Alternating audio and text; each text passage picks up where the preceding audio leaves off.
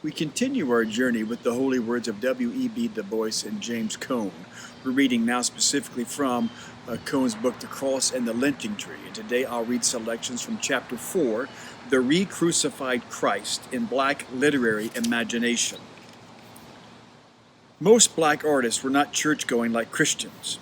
Like many artists throughout history, they were concerned human beings who served as society's ritual priests and prophets, seeking out the meaning of the black experience in a world defined by white supremacy.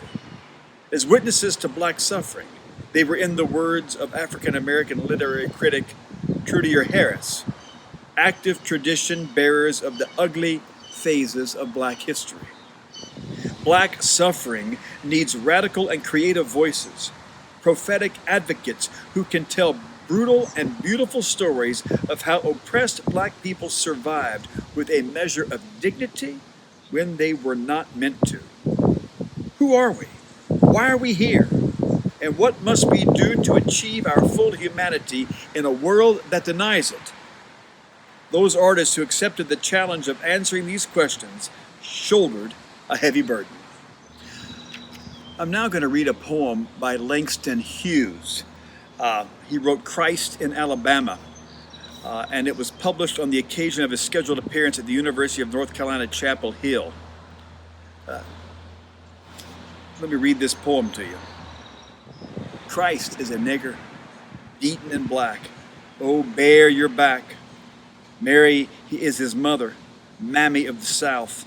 Silence your mouth. God his Father, white master above, grant him your love. Most holy bastard of the bleeding mouth, nigger Christ on the cross of the South. The poem angered many whites at the university and in the community. Nothing but a corrupt, distorted brain could produce such sordid literature, said one white man. A politician angrily said, it's bad enough to call Christ a bastard, but to call him a nigger, that's too much. Artists force us to see things we do not want to look at because they make us feel uncomfortable with ourselves and the world we've created. That's why Hughes, DuBois, and other black artists were persecuted.